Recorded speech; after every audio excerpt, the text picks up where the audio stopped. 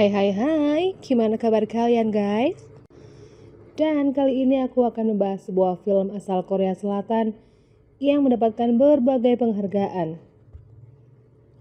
Film ini berjudul Parasite yang dirilis tahun 2019 dan konon katanya film ini digadang-gadang menjadi film terbaik sepanjang masa asal Korea Selatan. Film ini mengisahkan kesenjangan sosial antara keluarga miskin dan keluarga kaya yang ternyata hal itu menyebabkan suatu masalah dan justru berakhir tragis.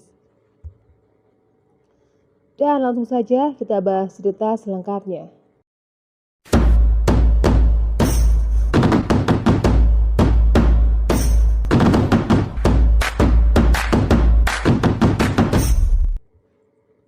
Kisah ini diawali dengan seorang pemuda bernama Kiwo. Dia sedang bermain HP sambil berusaha memasukkan password WiFi milik tetangganya. Namun gagal karena ternyata passwordnya telah diganti. Keluarga ini memang sangat miskin guys. Orang tua mereka tidak memiliki pekerjaan tetap. Mereka tinggal di sebuah rumah kumuh semi basement. Suatu hari keluarga ini mendapatkan orderan dari Pizza Generation untuk melipat kotak pizza mereka guys. Dan setelah mendapatkan bayaran dari Pizza Generation, keluarga itu makan-makan di rumahnya. Kemudian datanglah seorang teman Kiwo yang bernama Min membawa sebuah kotak yang berisi batu keberuntungan untuk keluarga Kiwo. Min mengatakan bahwa dia akan melanjutkan studinya ke luar negeri. Karena itulah, Min menawarkan Kiwo sebuah pekerjaan menggantikan dirinya sebagai guru les privat bahasa Inggris untuk seorang siswi SMA dari keluarga kaya. Siswi itu bernama Dae-hye.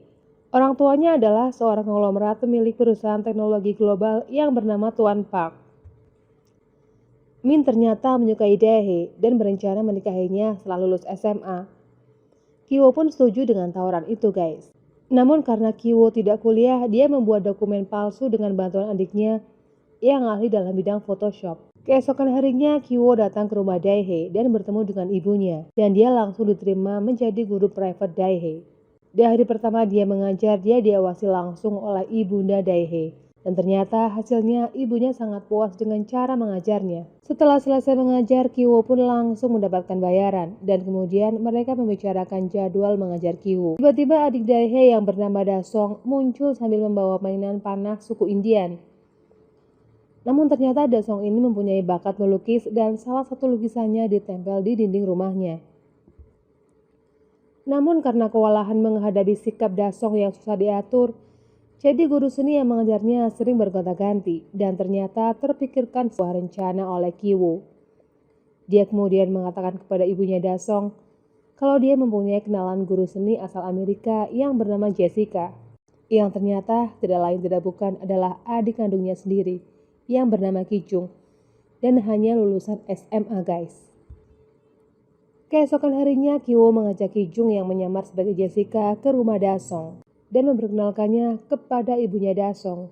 Setelah mengenalkan Kijung, Kiwo langsung menuju ke kamar Dae-hye dan Dae-hye yang dari tadi mengintip langsung naik ke kamar supaya tidak ketahuan guys. Di kamar Dae-hye yang ternyata menyukai Kiwo, dia menanyakan hubungannya Kiwo dengan Kijung karena Dae-hye curiga mereka berdua ini sebenarnya pacaran. Kiwo pun mengatakan kepada Dae-hye dia ini tidak mempunyai hubungan spesial dengan Kijung dan baru kali ini dia bertemu dengannya. Dae-hye pun tersenyum mendengar hal itu guys dan dia memegang tangan Kiwo. Ibu Dasong pun mengantar Kijung ke kamar Dasong dan tak disangka-sangka ternyata Dasong sangat patuh kepada Kijung guys.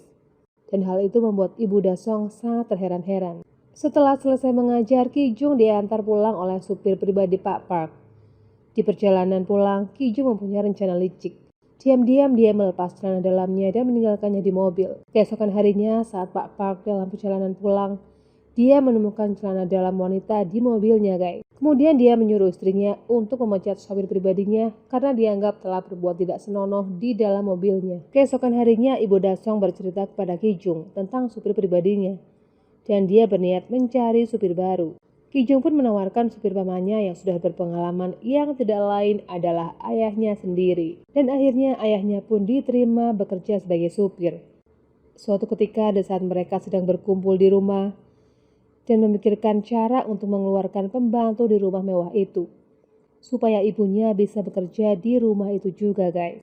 Kiwo yang tahu dari Daehe kalau pembantu itu alergi dengan buah persik, akhirnya keluarga Kiwo membuat rencana untuk menaburi tubuh pembantu itu dengan buah persik, supaya alerginya kambuh dan membuat seolah-olah pembantu itu menderita penyakit TBC yang bisa membahayakan keluarga Ibu Dasong. Akhirnya rencana mereka pun berhasil, pembantu itu dipecat dan karena Pak Park tahu istrinya tidak bisa mengurus rumah, maka Pak Park berniat mencari pembantu baru. Kemudian ayah Kiwo memberikan sebuah kartu nama perusahaan yang menyediakan jasa pembantu yang terpercaya guys. Keesokan harinya Ibu Dasong langsung menghubungi nomor tersebut. Yang ternyata itu adalah nomor Kijung yang berpura-pura dari perusahaan penyalur pembantu. Kijung kemudian merekomendasikan ibunya sebagai pembantu di rumah mewah itu guys. Ibu Dasong pun setuju dan Ibu Kiwo akhirnya menjadi pembantu di rumah itu. Semua keluarga Kiwo kini mempunyai pekerjaan dan kehidupan mereka menjadi lebih baik. Hari-hari mereka lalui bekerja di rumah mewah itu. Hingga suatu ketika, keluarga Pak Park akan berlibur untuk merayakan ulang tahun Dasong. Dan tinggallah Ibu Kiwo di rumah itu sendirian. Akhirnya Kiwo dan keluarganya bebas melakukan apapun di rumah itu, layaknya rumah mereka sendiri guys.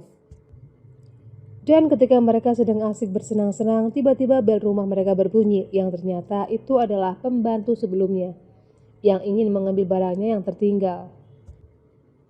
Ibu Kiwo mengizinkan pembantu lama itu untuk masuk dan membawanya ke dapur.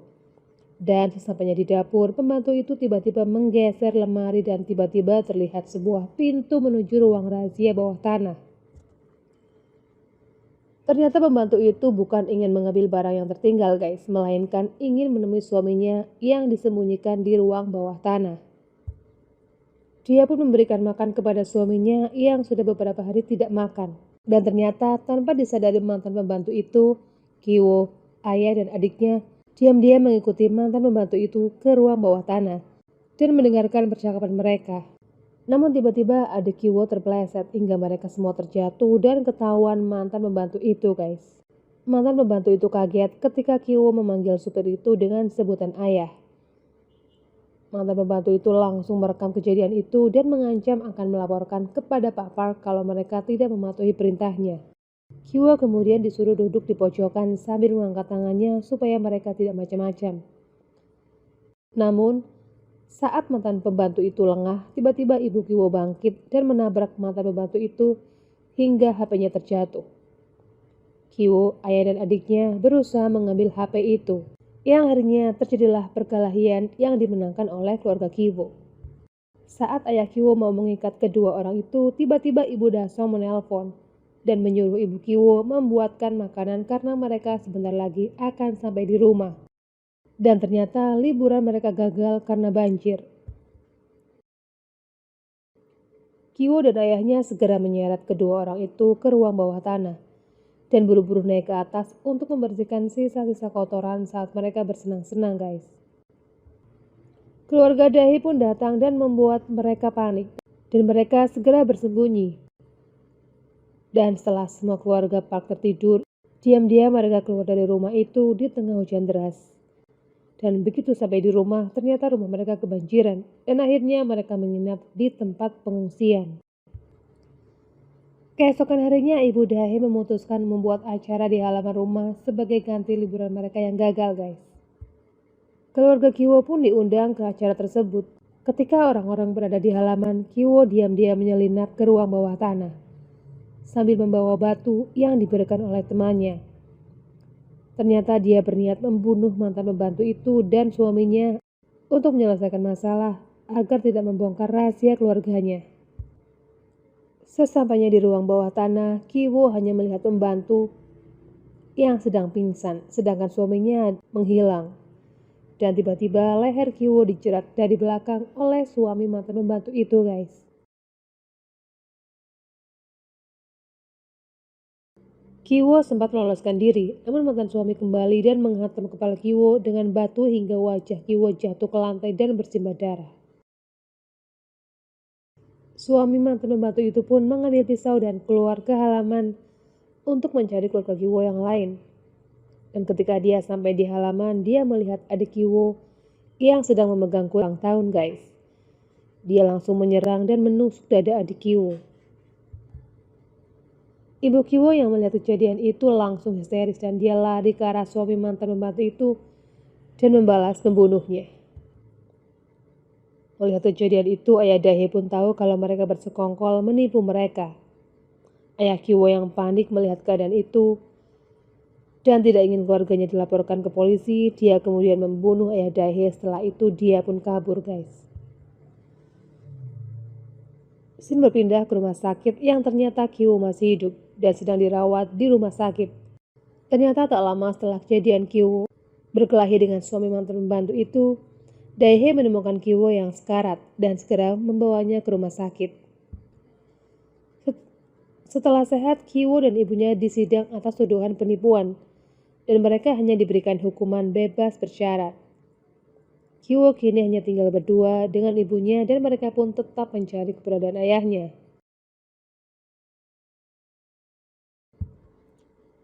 Hingga suatu hari dia pergi ke atas gunung ingin melihat rumah mantan bosnya itu, guys.